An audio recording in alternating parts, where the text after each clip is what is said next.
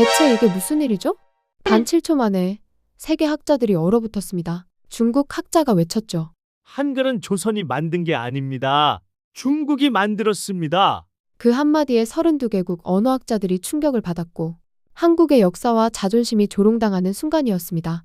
그런데 그 순간 22년 동안 한글을 연구한 스위스 학자 한 명이 그는 조용히 단상에 올라 단 3분의 발표로 세상을 뒤집었습니다. 한글은 인류 역사상 가장 과학적인 문제입니다. 그날 침묵하던 서양 학자들이 기립박수를 쳤고 중국 학자들은 분노하며 자리를 떠났습니다. 과연 그는 어떤 진실을 밝혀낸 걸까요? 지금 바로 확인해 보겠습니다. 안녕하세요. 저는 엘리아스 바움가르트너입니다. 스위스에 살고 있어요. 높은 산과 눈이 많은 작은 유럽 나라죠. 바젤 대학교라는 큰 대학에서 일하고 있습니다. 매일 전 세계의 고대 문자 체계를 연구하고 있어요. 고대 문자 체계가 뭔지 궁금하죠? 생각을 글로 쓰고 싶은데 우리가 쓰는 알파벳이 없다고 상상해 보세요. 어떻게 하실 건가요? 옛날 사람들은 저마다 다른 방법을 찾아냈답니다. 그림을 그리기도 했어요. 말하고 싶은 것과 비슷한 모양을 만들기도 했죠.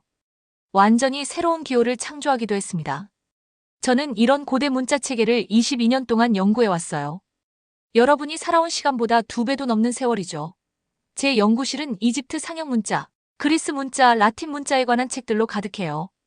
벽에는 온갖 알파벳과 기호들을 보여주는 도표가 빼곡히 붙어 있답니다. 가끔 학생들이 연구실에 오면 온 곳곳에 이상한 문자들을 보고 눈을 휘둥그렇게 뜨더군요.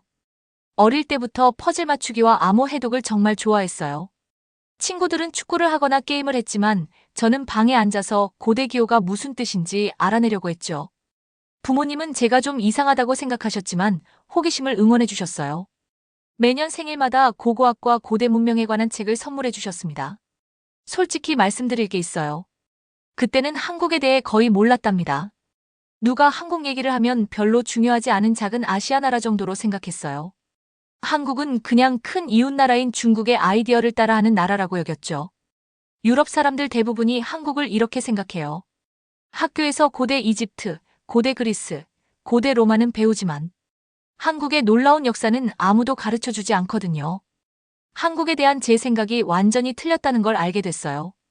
다만 그땐 몰랐을 뿐이죠. 어느 날 연구실에서 논문을 읽고 있는데 숨이 멎을 것 같은 내용을 발견했습니다. 한글이라는 한국 문자 체계에 관한 이야기였어요. 읽으면 읽을수록 더 놀라웠답니다.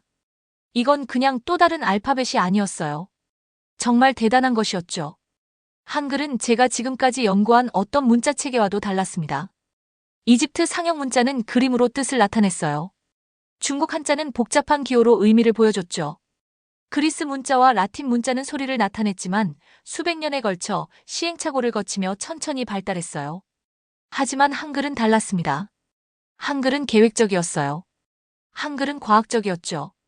누군가가 앉아서 사람이 입으로 소리를 어떻게 내는지 아주 신중하게 생각한 다음 그 소리가 만들어지는 방식과 정확히 일치하는 글자를 만들어낸 거였어요. 무슨 말인지 설명해 드릴게요. 기역 소리를 낼 때 혀가 입 안 어디에 닿나요? 입 뒤쪽에 닿죠? 한국 글자는 바로 그걸 보여주도록 만들어졌답니다. 글자 모양이 실제로 혀의 위치와 일치해요. 정말 놀랍지 않나요? 한글에 관해 찾을 수 있는 모든 자료를 읽기 시작했어요. 세종대왕이라는 한국 왕이 약 600년 전에 만들었다는 걸 알게 됐답니다. 부유한 사람이나 학자를 위해 만든 게 아니었어요.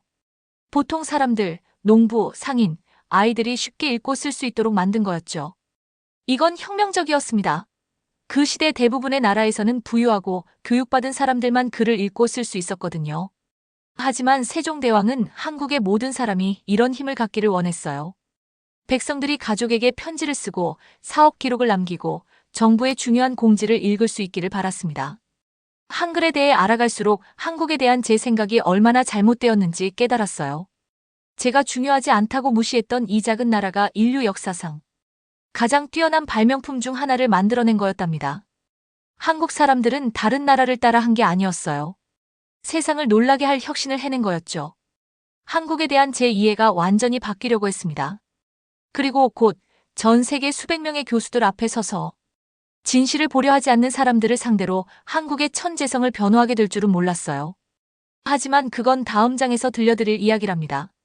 한글에 대한 연구에 몰두한 지 몇 달이 흘렀어요. 더 많은 자료를 찾아보고 다른 문자 체계들과 비교하면서 한글의 독창성을 확신하게 됐답니다. 이 놀라운 발견을 세상에 알리고 싶었어요. 마침 2024년 9월에 국제언어학회가 열린다는 소식을 들었습니다. 전 세계 언어학 교수들이 모여 연구 결과를 나누는 아주 중요한 학회였어요.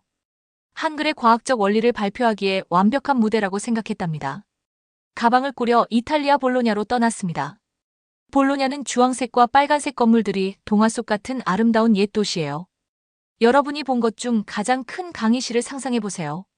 거기서 3배는 더 크게 만들면 그게 학회장 모습이었어요. 수백 개의 의자가 가지런히 놓여 있고 모두 거대한 무대와 큰 화면을 향해 있었답니다. 정장을 입고 두꺼운 노트를 든 교수들이 모든 자리를 채웠어요. 영어, 프랑스어, 독일어, 스페인어, 중국어, 그 밖에 여러 언어가 뒤섞인 대화 소리가 들렸습니다. 정말 신이 났어요. 고대 문자 체계에 관한 연구 자료를 가져왔거든요. 한글에 대해 배운 모든 것도 포함해서 말이죠. 전 세계 학자들과 한국의 놀라운 발견을 나누고 싶어 견딜 수가 없었답니다. 그런데 끔찍한 일이 벌어졌어요. 중국인 교수가 무대 위로 올라왔습니다.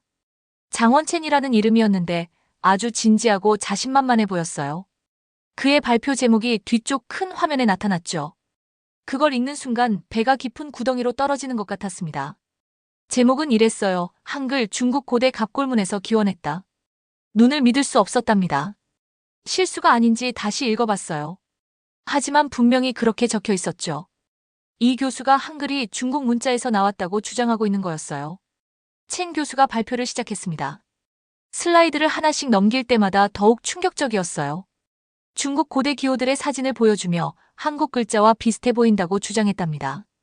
한국은 절대 자체적으로 문자 체계를 만들 능력이 없었다고 했어요.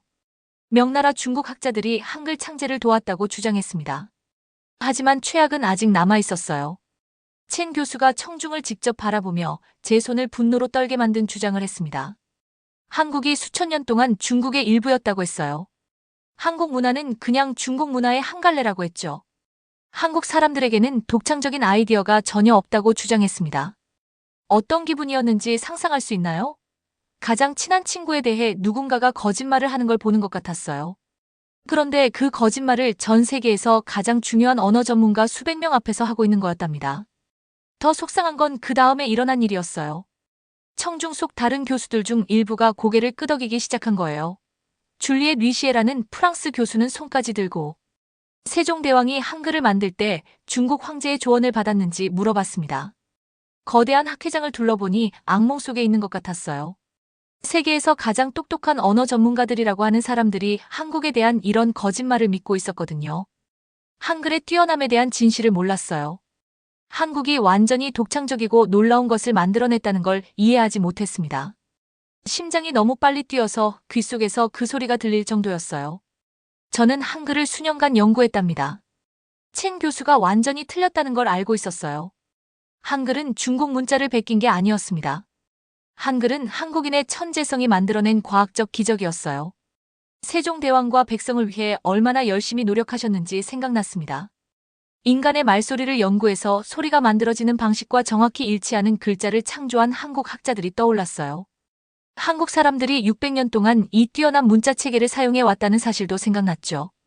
학회장이 덥고 답답하게 느껴졌습니다. 다른 교수들이 첸 교수의 거짓말에 메모를 하고 있었어요. 일부는 이런 거짓 주장이 완벽하게 말이 된다는 듯 옆 사람과 그의 발표에 대해 토론하고 있었답니다. 뭔가 해야겠다는 생각이 들었어요. 그냥 앉아서 세상이 한국의 위대한 발명을 중국 문자의 복사품이라고 믿게 놔둘 수는 없었습니다. 한국 문화가 중요하지 않다고 무시당하게 둘 수 없었어요. 손이 여전히 떨리고 있었지만 결심을 했습니다. 질의응답 시간이 시작되면 일어설 거였어요. 한글에 대한 진실을 말할 거였답니다. 수백 명의 다른 교수들과 논쟁을 하게 되더라도 이런 거짓말에 맞서 한국을 변호할 거였어요. 한국의 명예를 위한 싸움이 곧 시작될 참이었습니다. 첸 교수가 거짓 주장으로 가득 찬 발표를 계속하고 있는 동안 저는 마음속으로 결심을 굳혔어요. 더 이상 가만히 앉아 있을 수 없었습니다. 한국의 명예가 짓밟히고 있는데 침묵할 수 없었답니다. 드디어 그 순간이 왔어요. 첸 교수가 발표를 마치고 마이크에서 물러났습니다. 회색 머리에 키 큰 여성인 학회 사회자가 무대 앞으로 걸어 나왔어요. 거대한 홀에 앉아있는 우리 모두를 바라봤습니다. 응답하거나 질문하고 싶은 사람이 있는지 물어보는 그녀의 목소리가 방 안에 울려 퍼졌답니다. 제 기회였어요. 기다리고 있던 바로 그 순간이었죠. 의자에서 일어서는데 다리가 후들거렸습니다. 너무 떨려서 온몸이 덜덜 떨린 적 있나요? 바로 그런 기분이었어요. 수백 쌍의 눈이 저를 바라봤답니다. 학 회장이 너무 조용해져서 뒤쪽에서 나는 에어컨 소리까지 들렸어요. 좌석 사이에 긴 통로를 따라 걸어 내려갔습니다. 한 걸음 한 걸음이 영원히 걸리는 것 같았어요. 심장이 너무 세게 뛰어서 모든 사람이 그 소리를 들을 수 있을까봐 걱정됐답니다. 무대가 몇 킬로미터나 떨어진 것 같았지만 계속 걸었어요. 한글과 한국에 관한 모든 연구 자료가 들어있는 노트북 가방을 들고 있었습니다. 마침내 무대에 도착해서 계단을 올라 마이크 앞에 섰어요. 밝은 조명 때문에 청중의 얼굴들이 잘 보이지 않았지만 모든 사람이 저를 바라보고 있다는 걸 느낄 수 있었답니다. 몇몇 교수들은 의자에서 몸을 앞으로 기울이며 제가 무슨 말을 할지 궁금해하고 있었어요. 깊게 숨을 들이쉬고 말하기 시작했습니다. 자기소개를 하고 스위스 바젤 대학교에서 고대 문자 체계를 연구한다고 설명했어요. 그리고 학회장 전체를 이전보다 더욱 조용하게 만든 말을 했습니다. 한글은 중국 문자의 복사품이 아니라고 말했어요. 한글은 인류 문명 역사상 가장 과학적으로 설계된 문자 체계라고 했죠. 그 거대한 방에서 침 떨어지는 소리도 들을 수 있을 정도였습니다. 노트북을 열어서 뒤쪽 큰 화면에 연결했어요. 한글의 진짜 진실을 보여주는 슬라이드를 준비해뒀거든요. 첫 번째 슬라이드에는 한자와 한국 글자의 차이점을 보여줬답니다. 한자는 작은 그림처럼 뜻과 의미를 나타내요. 하지만 한글은 소리를 직접 나타냅니다. 한국 글자가 여러분이 다른 소리를 낼 때 입모양과 일치하도록 설계되었다고 설명했어요. 인간의 입술, 혀, 목구멍 도표를 보여줬습니다. 각각의 한국 자음이 그 소리를 발음할 때 입이 만드는 위치와 어떻게 닮았는지 실현해봤어요. 청중이 서로 수군거리기 시작했습니다. 몇몇 교수들은 휴대폰을 꺼내 제 슬라이드 사진을 찍기 시작했어요. 다른 사람들은 노트북을 열고 미친 듯이 메모하기 시작했답니다. 그러고는 더욱 놀라운 걸 보여줬어요. MIT와 옥스퍼드 대학교의 연구 데이터를 화면에 띄웠습니다. 이 유명한 학교들이 전 세계의 다양한 문자 체계를 테스트했거든요. 사람들이 얼마나 빨리 읽기를 배우는지, 얼마나 정확하게 단어를 발음하는지, 각 체계의 논리를 이해하기가 얼마나 쉬운지 측정했답니다. 한글이 그들이 테스트한 모든 문자 체계보다 높은 점수를 받았어요. 영어보다 높았습니다. 스페인어보다 높았어요. 프랑스어보다도 높았죠. 심지어 중국어보다도 높았답니다. 하지만 아직 끝이 아니었어요. 가장 중요한 증거를 마지막에 남겨뒀거든요. 마지막 슬라이드를 클릭했는데 훈민정음 해례라고 불리는 고대 한국 문서의 사진이 나왔습니다. 세종대왕과 학자들이 한글이 어떻게 작동하는지 설명하기 위해 쓴 원본 설명서였어요. 첫 문장을 큰 소리로 읽었답니다. 한국의 언어가 중국의 언어와 다르기 때문에 한자는 한국 사람들에게 잘 맞지 않는다고 나와 있어요. 세종대왕이 바로 이 문제를 해결하기 위해 특별히 한글을 창제하셨다고 했습니다. 그 문서는 완전히 한국 학자들이 쓴 거였어요. 중국의 도움에 대한 언급은 어디에도 없었답니다. 사실 전체 목적이 중국 문자와 완전히 다른 것을 만드는 것이었거든요. 청중 중 일부 교수들이 충격받은 표정을 짓는 게 보였어요. 몇몇은 듣고 있는 걸 믿을 수 없다는 듯 고개를 흔들고 있었답니다. 미국인 교수 윌슨은 너무 빨리 메모해서 손이 흐릿하게 보일 정도였어요. 독일인 교수 요하네스는 입을 벌린 채 몸을 앞으로 기울이고 있었습니다. 첸 교수조차 불편해 보였어요. 아까의 자신만만한 표정은 사라져 있었답니다. 노트북을 닫고 청중을 바라봤습니다. 손떨림이 멈춰 있었어요. 목소리도 힘차고 분명했답니다. 방금 세상과 나눈 것에 대해 자부심을 느꼈어요. 한국의 천재성에 대한 진실을 말했습니다. 한글이 어떤 것의 복사품도 아니라는 걸 모든 사람에게 보여줬어요. 한글은 한국이 인류에게 준 독창적인 선물입니다. 싸움이 아직 끝나지 않았지만 한국의 명예를 위한 전쟁에서 첫 번째 포문을 열었답니다. 한국의 명예를 위한 첫 번째 포문을 열었지만 아직 할 일이 더 남아 있었어요. 청중 중 일부 교수들이 한글에 대한 진실을 이해하기 시작하는 게 보였지만 여전히 의심스러워하는 사람들도 있었답니다. 첸 교수는 앞줄에 팔짱을 끼고 앉아서 누군가가 자신의 거짓 주장에 도전한 것에 화가 난 표정이었어요. 하지만 저는 발표를 끝낼 수 없었습니다. 하나 더 중요한 질문을 해야 했거든요. 모든 사람이 한국을 완전히 다르게 생각하게 만들 질문이었답니다. 마이크에 더 가까이 다가가서 첸 교수를 직접 바라봤어요. 그리고 거대한 학회장에 앉아있는 다른 모든 교수들을 둘러봤습니다. 질문을 할 때 목소리가 크고 분명했답니다. 중국 사람들이 수천 년 동안 한국 문화를 지배했다면 한국이 어떻게 그렇게 많은 세계 최초의 발명품들을 만들 수 있었는지 알고 싶다고 했어요. 한국 사람들이 그냥 중국을 따라하기만 했다면 중국조차 생각하지 못한 것들을 어떻게 발명할 수 있었을까요? 학회장 전체가 완전히 조용해졌습니다. 아무도 답할 수 없는 질문을 했을 때의 그런 기분 아시죠? 정확히 그런 일이 벌어졌어요. 첸 교수조차 불편해 보이며 자리에서 몸을 움직였답니다. 다음 슬라이드를 클릭했는데 놀라운 한국 발명품들의 사진이 나왔어요. 첫 번째 사진은 세계 최초의 금속 활자로 인쇄된 책인 직지였습니다. 1377년에 한국에서 만들어진 거였는데 독일의 유명한 구텐베르크 성경보다 78년이나 앞선 거였어요. 한국 사람들이 세계에서 가장 먼저 금속 인쇄술을 발명한 거였답니다. 두 번째 사진은 세계 최초의 우량계인 치구기를 보여줬어요. 한국 과학자들이 유럽인들이 비슷한 기구를 만들기보다 200년 이상 앞서서 강우량을 정확히 측정하는 이 장치를 발명했답니다. 한국 농부들은 이 정보를 사용해서 언제 농작물을 심을지, 언제 홍수에 대비할지 알 수 있었어요. 청중 속 교수들이 휴대폰으로 제 슬라이드 사진을 찍고 있는 게 보였습니다. 일부는 놀라며 서로 속삭이고 있었어요. 프랑스인 교수 줄리엣은 펜이 종이 위에서 춤추는 것처럼 보일 정도로 빠르게 메모하고 있었답니다. 하지만 보여줄 증거가 더 많았어요. 일식을 예측하고 별의 움직임을 추적할 수 있는 한국의 천문기구들 사진을 보여줬습니다. 수술 과정과 한약을 설명한 한국 의학서의 이미지도 보여줬어요. 적은 연료로 겨울에 집을 따뜻하게 유지하는 온돌 난방 시스템 같은 한국의 건축 혁신도 공개했답니다. 슬라이드마다 한국의 뛰어남을 보여주는 또 다른 사례가 나왔어요. 이것들은 중국 발명품의 복사본이 아니었습니다.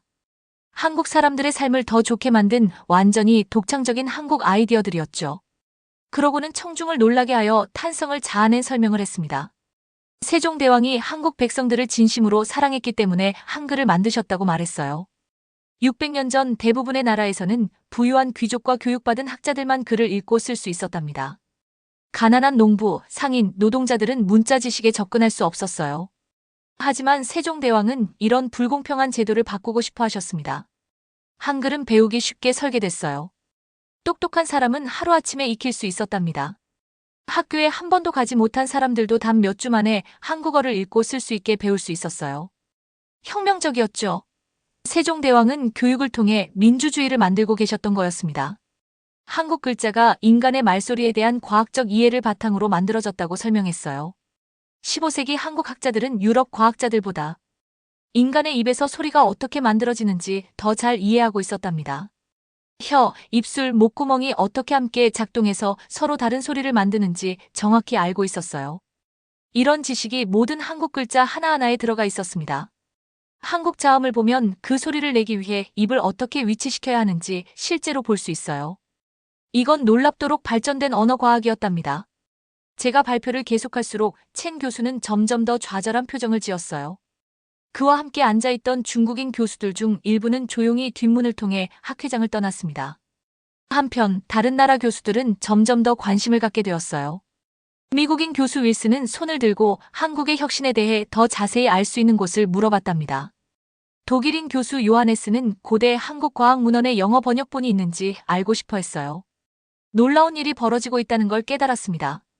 전 세계에서 온 이 뛰어난 학자들이 처음으로 한국의 진정한 위대함을 발견하고 있는 거였어요. 한국이 다른 나라를 따라 한잡고 중요하지 않은 나라가 아니라는 걸 배우고 있었답니다. 한국은 인류에게 놀라운 선물을 준 혁신가, 과학자, 철학자들의 나라였어요. 진실의 유리하게 상황이 바뀌고 있었습니다. 진실의 유리하게 상황이 바뀌었지만 그 변화가 얼마나 깊이 있을지는 아직 알 수 없었어요. 그날 학회가 끝난 후 저는 호텔로 돌아가서 벌어진 모든 일을 정리해봤답니다. 과연 사람들의 마음이 정말 바뀐 걸까요? 다음 날 아침 그 답을 알게 되었습니다. 호텔 레스토랑에서 아침을 먹고 있는데 줄리엣 교수가 제 테이블로 걸어오는 게 보였어요. 전날과는 완전히 다른 모습이었습니다. 눈이 밝고 들뜬 표정이더군요. 마치 묻혀있던 보물을 막 발견한 사람 같았답니다. 함께 앉아도 되는지 물어봐서 좋다고 했어요. 큰 창문으로 아침 햇살이 쏟아지는 가운데 커피를 마시고 크로아상을 먹으며 앉아 있었습니다. 제 발표를 생각하느라 밤새 잠을 못 잤다고 하더군요. 그리고 제 마음을 따뜻하게 만든 말을 했어요. 한국에 대해 완전히 틀렸다고 인정했습니다. 평생 중국에만 초점을 맞춘 책들로 아시아 역사를 배웠다고 설명했답니다. 아무도 한국의 놀라운 성취에 대해 가르쳐주지 않았다고 했어요. 전날 세종대왕의 천재성에 의문을 제기한 것에 대해 부끄럽다고 했습니다. 한국 문화에 대한 자신의 지식이 아름다운 그림을 작은 열쇠구멍으로 보는 것 같았다고 깨달았대요. 전체 그림 중 아주 작은 조각만 본 거였다고 했답니다.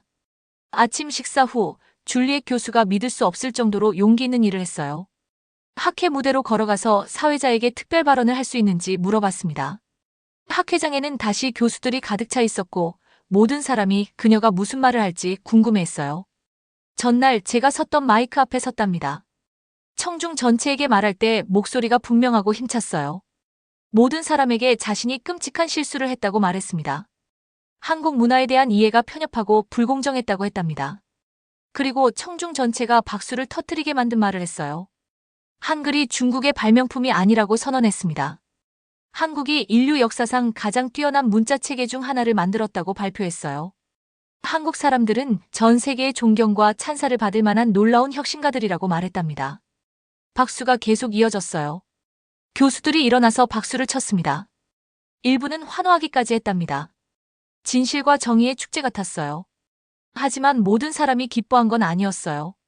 첸 교수와 몇몇 중국인 교수들이 화가 난 빨간 얼굴로 자리에서 일어났습니다. 서류와 서류 가방을 챙겨서 학회장을 성큼성큼 걸어나갔어요. 거짓말하다가 들켜서 틀렸다는 걸 인정하고 싶지 않은 아이들 같았답니다. 그들이 안타까웠지만 자랑스럽기도 했어요. 한국에 대한 진실이 마침내 세계에서 가장 중요한 언어 전문가들에게 전해지고 있었거든요. 그 후 며칠 동안 놀라운 일들이 벌어지기 시작했습니다. 커피 시간과 점심시간에 여러 나라 교수들이 저를 찾아왔어요. 한국의 혁신에 대해 더 자세히 알고 싶어 했답니다. 독일인 교수 요하네스는 한국사에 관한 책을 추천해달라고 했어요. 미국인 교수 윌슨은 한글을 더 깊이 연구하기 위해 한국을 방문할 수 있는지 알고 싶어 했습니다. 브라질 교수는 대학 수업에서 한국 문자 체계를 가르치기 시작하겠다고 했어요. 호주 교수는 세종대왕의 민주적 비전에 대한 연구 논문을 쓸 계획이라고 했답니다. 캐나다 교수는 앞으로의 프로젝트에서 한국 학자들과 협력하고 싶다고 했습니다. 제 발표보다 훨씬 더 큰 일이 벌어지고 있다는 걸 깨달았어요. 이 뛰어난 학자들이 한국에 대한 사실들을 배우는 것만이 아니었답니다. 한국 문화에 대한 진정한 존경과 찬사를 갖게 되고 있었어요. 한국을 전 세계에 중요한 교훈을 줄 수 있는 지혜와 혁신의 원천으로 보기 시작한 거였습니다. 그날 저녁 호텔방에 앉아서 벌어진 모든 일을 생각해봤어요. 불과 며칠 전만 해도 이 교수들 대부분은 한국의 위대함에 대한 진실을 들어본 적이 없었답니다. 이제는 전 세계 학생들과 동료들에게 한국의 이야기를 나눌 계획을 세우고 있었어요. 노트북을 열어서 스위스에 있는 친구들과 가족들에게 이메일을 쓰기 시작했습니다. 제가 사랑하고 존경하게 된 놀라운 나라에 대해 말했어요. 세종대왕의 백성을 향한 자애로움에 대해 썼답니다. 한글의 과학적 뛰어함을 설명했어요. 한국 문화가 교육과 혁신, 그리고 서로 돌보는 것을 얼마나 중요하게 여기는지 설명했습니다. 하지만 가장 중요한 건 제가 배운 교훈에 대해 쓴 거였어요. 다른 문화를 정말로 이해하려고 시간을 들이면 우리 자신의 삶을 더 풍요롭고 의미 있게 만들어주는 보물들을 종종 발견한다는 걸 깨달았답니다. 한국이 저에게 한글이라는 선물을 줬지만 그보다 훨씬 더 소중한 것도 줬어요. 제 작은 세상 너머를 바라보고 모든 문화에 존재하는 천재성을 인정하는 법을 가르쳐줬습니다. 그날 밤 노트북을 닫으면서 스스로에게 약속했어요. 남은 인생을 한국의 진정한 위대함을 세상에 알리는 데 바치겠다고 말이죠. 한국에 대한 진실은 모든 사람과 나눌 가치가 있었거든요. 오늘의 사연은 여기까지입니다. 사연이 마음에 드셨다면 구독과 좋아요 부탁드려요. 여러분의 버튼 하나로 영상 제작에 큰 힘이 됩니다. 다음에 더 큰 감동적인 사연으로 찾아뵙겠습니다. 감사합니다.